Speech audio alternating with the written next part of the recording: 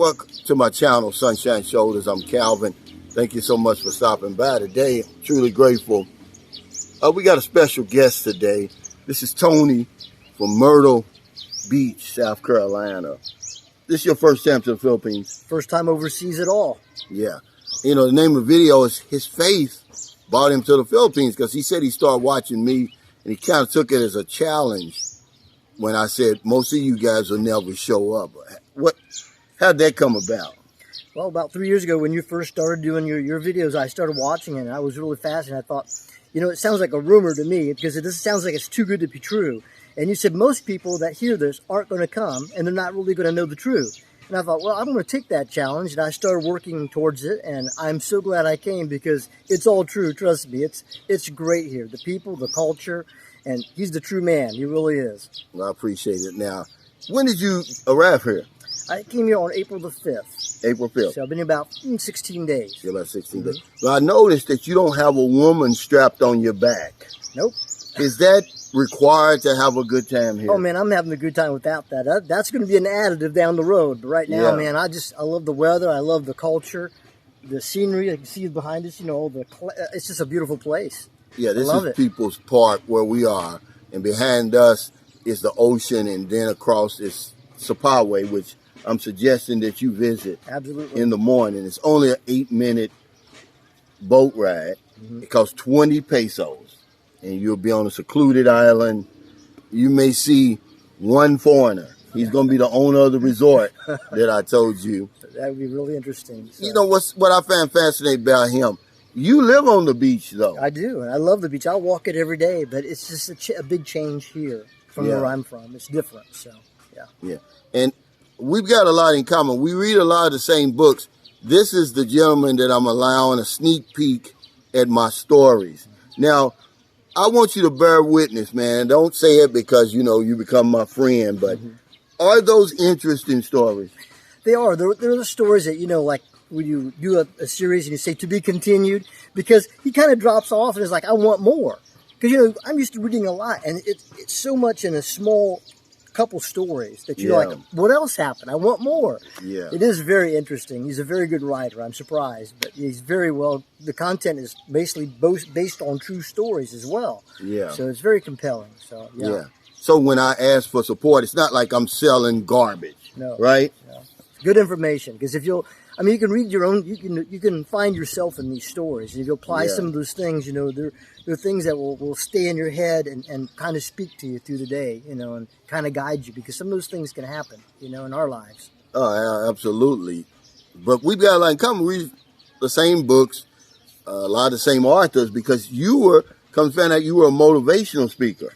Yeah, I was part of Toastmasters International and then Torch, and I worked for a company for 30 years, and I was the one that would do all the safety talks and things. I enjoy doing public speaking and stuff, and try to motivate people, and, you know, try to bring a positive message, you know. Yeah, and see, that's what my channel needs. We try to put out as much positive as we can, you know, because it's enough gloom and doom in the world. Yes, there is. Right? Absolutely.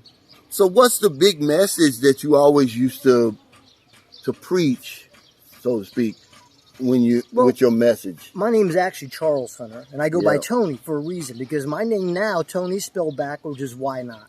So I asked myself, and other people say, why aren't you living your dream? If you could be smarter and stronger and better, why don't you? And that's part of the challenge I took when he said, is why not go overseas? You know, why not go where no man has gone before, like Star Trek, and go out there? Because, you know, you're missing life. Like you said, this is just a small corner of the world, the U.S. and all that. It's a big world. Why not explore? If you've got the means and you've got the want to do it, go for it. Why not? And so that inspires me. I like to go and have adventures, and this has been a long trip. I'm not gonna lie. I mean, flying over here was a long ride, but well worth it. You got to challenge yourself to expand your horizons, and that's a great way of putting it, man. You know, why not do something different? Now, this is your first time flying overseas? Yep, never been overseas before. So it was a really big challenge. But when you told me that I wasn't going to come, I said, oh, yeah? I took it as a challenge. Plus, I wanted to really come. And so that's what it took to get me to come, and I'm so glad I did. And see, this is why when I say to other vloggers out there, we have an immense responsibility to give these people the truth. Look how far they're coming. A lot of these people, they've never been out of their country before. They're coming on the strength of our words. So what do I look like painting this rosy picture, which the Philippines is a great place. Absolutely. But it's like any other place. It's that roller coaster, ups and downs, twists and turns. You know, I want to try to give you the 360. All right? Because he's one of the guys that say, hey, man, everything you said is basically true. Yep. No one's bothered you over here.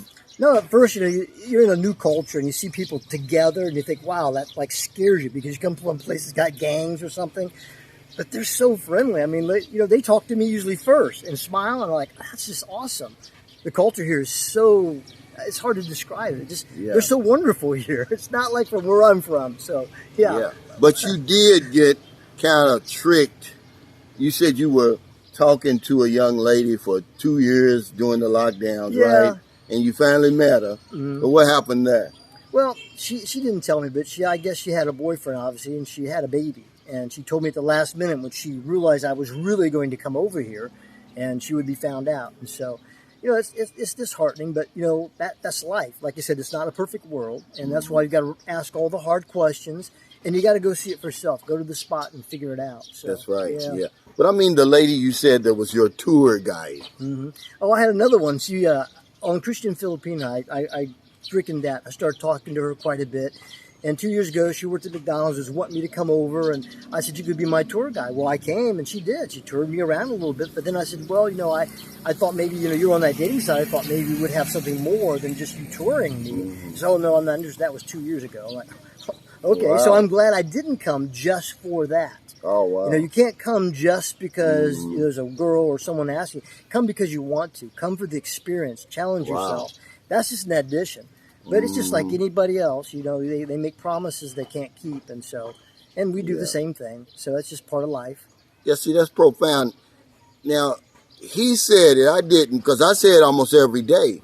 Don't come over here for a woman because you may get disappointed. Right?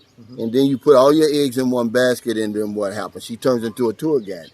But she didn't say all of that until after you wined her and dined her, right? And this guy's having a heck of a time with the money. Yeah, it just blows my mind, the difference in economics and stuff. And I'm blowing a lot of money not knowing any better than not to do that. So I'm trying to help him, you know, with the one-to-one comparison because, man, he was giving just humongous tips over here. I'm pretty sure they was loving to see you come. They were. Because he was looking at a 100 peso bill as $1. Right. That's what I thought in my mind. You know, I thought it was just $1. Yeah, but that's really like $100 in America. Wow. When we're talking about the value. We're not talking about the exchange rate. We're talking about the value. We're talking about how easy it would be for you to come up, or how difficult for you to come up with $100 in America. It's the same as the difficulty of them coming up with 100 pesos. Right. Because their salary, most of the people you seeing, their salary is between 100 and 150 pesos a day. They don't have real jobs. Okay. But there are people who have real jobs, good jobs, nice paying jobs. But the vast majority of people that I've showed you that worked at these little calendarias and a lot of these little booths in the mall, they're not real jobs.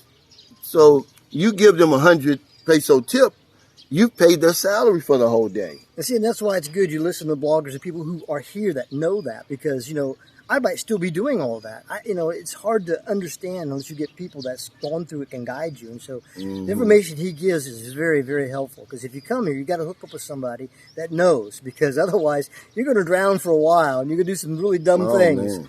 So, that's what I did.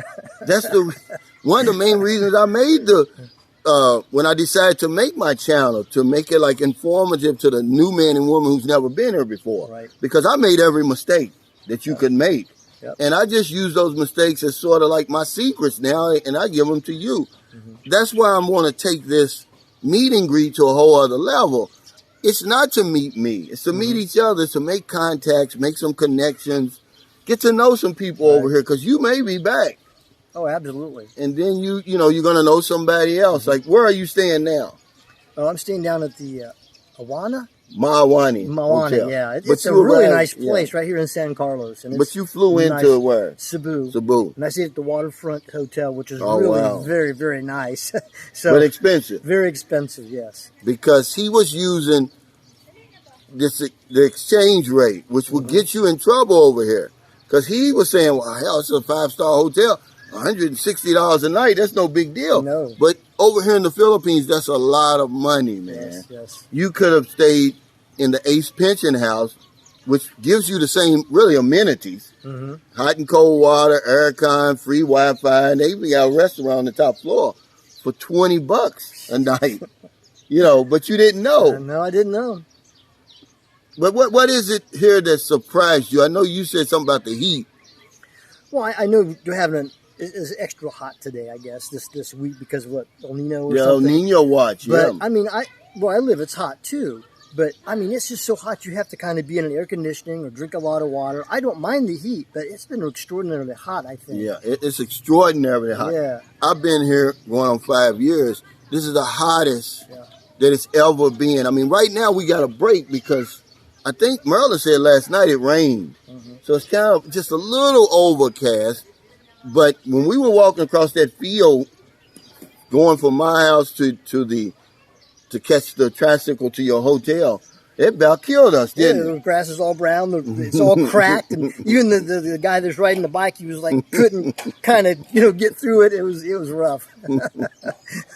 That's another thing you were talking about, the poverty over here. Kind of, you're not used to seeing that. Well, yeah, I was raised poor. I mean, my mom raised us 3 boys, and we were on Yeah. welfare. I didn't have a father, so I knew what Yeah. poverty is. But poverty in the U.S. and poverty here is so different. It's incredibly sad, and your heart goes out. And like he said, you didn't write the stories, these lives of these people. But man, it's when you see it, it's hard. It's going to be a real culture shock for you, and you want to help everybody you can, but you can't. And it's just very hard to see sometimes. But you fell victim to that.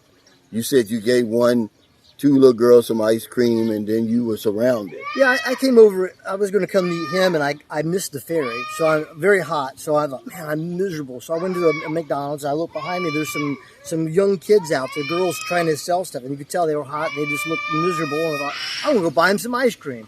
So I bought ice cream from the door, and I gave a peso. And before you knew it, there's a whole mob. I mean, they were just everybody wanted something. Yeah. And one guy followed me and yelled at me for a long time. I thought, I think I did something wrong. So, Yeah, you did. see, it's learning. You got to understand, they're together. Yep. They're somewhere in the cut. And the minute they see you give one, they all come. It's happened to me so many times, man. I got bum rushed in Dumagetti. I was so thankful. I was by an elite supermarket. I was able to, my wife pushed me in there. I mean, it was about 30 kids. Right. But it was only one little girl who showed up and said like this, I pulled out that 20. I mean, before I could get it in her hand, woo. Right. That's what happened. That guard at McDonald's is what helped me because he kind of shut the door and because it was mistake number 1. But you stayed somewhere else in Cebu. Where'd you stay? I stayed at the Castle Peak, which is also really nice. They've got a rooftop bar and stuff, which is really wonderful. I ate on that a few times, and I actually experienced a large fire I saw across the road from me too. This big building that wasn't finished caught on fire, and I saw this big fire and how hard it was to get to it and put it out, and it's just. Well, see, this is fire prevention time too. Yeah. But believe it or not, Michael Beat Your Life, my moderator and friend, he lives in that building. So there were people there. Okay. It's a complex, grand residences. He lives there. Wow. He just now was able to move back in. But that's one thing that you run into over here with this heat being as hot as it is. You get a lot of fires. Okay, that's one of the reasons why I'm so glad our house is built with hollow block and cement. 95% of my house is hollow block and cement, so it's not a whole lot of wood. Right. Only maybe the furniture, and then that would be it. But yeah, you get a lot of fires this time of year. How long are you going to be here? I'm trying to stay as long as I can, but in reality, probably the end of May. Maybe End the of first May. week of June, I'll probably fly out of here. So. Now you come into the meet and greet. Absolutely. Yeah. Absolutely. But that'll be good for you. Yes. That'll be good for you. You meet a lot of good people, man. Right. then, you know, it's just something different. Right. You know, I think that people underestimate the value of these meet and greets. You know, they always say, I don't want to be around foreigners. Mm-hmm. Well, okay, that's what you're saying now. Mm-hmm. That's what you're saying when you're leaving your country. But you get over here, all the way over here, mm-hmm. and they flip that switch, and they start speaking their language around you, and you can't understand. Let that happen for 3 to 6 months. Well, I've been alone for a very long time, and I'm comfortable. Yeah. I go to movies, I go to restaurants by myself. I've done that forever. But over here, it's a little different to be by yourself. Absolutely. You know? And it's nice to have someone that knows what they're doing that can kind of tell you some things, like why people do what they do and where to go, and because I'm lost. And what to look out for. Yeah. So. See, the community is very, very important, man. I mean, I don't make this stuff up. Why would I come up with a community just to say, oh, I got a community? It's very important, right? It is. It's very important. He was talking about something so general as the money. Imagine he gave a security guard 6,000 pesos. You know, as a tip, you thought, okay, here, man. I didn't know. To me, that's his whole monthly salary. I had no clue. You had no clue. See? Yeah. And then, no, you ended up giving him 8,000. You said he came back. And you were so happy you gave him 2 more thousand. Yeah, because he was, you know, showing me around the doors, taking my luggage, and just, you know, he saw me coming. That's a whole month's salary you gave him. Yeah. He probably cried when you left that damn hotel. I'm pretty sure he did. Right. But yeah, I just wanted to talk to you a little bit today. I know it's hot. We're going to go over here and catch this breeze. The closer you get to this ocean, we're going to catch that breeze because it's really, really hot right now. It's humid. But I just like to get other people's perspective. They think that I just get on here and start talking. Right. They don't think that, they don't see the value in what I do. Mm-hmm. We make it look easy. See, guys like you and me who aren't afraid to speak in front of people, because I was an insurance agent. Right. I had to do it every day. Right. I went into a stranger's house every single day. If I didn't, I wouldn't have stayed in the insurance business for 20 years. That's for sure. But yeah, thanks, Tony or Charles. You're welcome. And you know, you said growing up you were a preacher, but we won't talk about religion. Yeah. But you were. How old were you when you started preaching? Well, I was like 15 years old, and I did some tent meetings, and I really was compelled to do that because you know I think you can touch people's lives, and just like he's touching people's lives, you know, you say things if people take it to heart when you tell them the truth. You know, it'll save them a world of hurt. And so, you know, even me, I'm an older person. I've had some experiences, and I want to share and keep you from having to make mistakes. Yeah. And if you can make your life better, why not? You know? Why not? Yeah, why not? Yeah, it makes. Yeah, you were 15, man, and you'd go around to churches and preach the gospel. Mm-hmm. Yep, I would. But you said they didn't like it because you were telling the truth. Yeah, I'm telling some things that might have been a little controversial, but just how I saw it, you know? And so, but, you know. See, I didn't know that sort of thing happened, man. You told me that, but you said when they asked you to come to speak to that church, they had a script. But you went off script all the time. They wanted me to do, you know, market them or whatever, which I mean, I'm going to, if you let me come to your church, I'm going to, you know, say, you know, this is a great church and all that kind of thing. But at the same time, I come to preach the gospel, and I'm not going to throw in a lot of stuff you want me to throw in. I'm not going to do that. So, yeah. Well, thank you again, man. You know, if you're over here and you see this guy at the meet and greet, introduce yourself to Tony because he's a great speaker. He's got a lot of information. I'm talking about worldly information. Mm-hmm. You retired. Do you mind telling us where you retired from? Or? I worked for a Honda manufacturer for almost 30 years. And, wow. So at 55, they said I could leave, and I yeah. went out those doors, and yep, it's been a So y'all, what kind of automobiles did y'all make where you were? Well, we made the engine. We were the engine y'all made plant. The engine. We supplied all the engines for all of them in East Liberty. I mean, all of them in Ohio and around. Mm-hmm. So yeah, we're strictly an engine plant. Yeah. So you originally from where? From Lima, Ohio. Lima, Ohio. Mm-hmm. Yeah, I know they've got. What's that big football power that used to be up there? Massillon High. You didn't. To be honest, don't follow football, so I don't know. You've heard of LeBron James before. Of course I have, yeah. He's from around that way, right? Well, I think Cincinnati maybe. Or well, Akron. Akron, okay, yeah. How far is Akron from where you live? That's not too far from me. Yeah.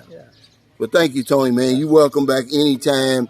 And how's the guest house? One more thing before we go. Tell them how the guest house is. It's surprisingly wonderful, man. It is so nice. I mean, And for him to let you stay there free is absolutely a wonderful thing. I'm telling you. You know, they don't bother you. You know, you're just in there. You feel like it's just like you feel like you're in a little house. And that's what it is. And I had some coffee in the morning, and it was really nice. You got free Wi-Fi. You got smart TV, comfortable bed, good location, good aircon. Yep.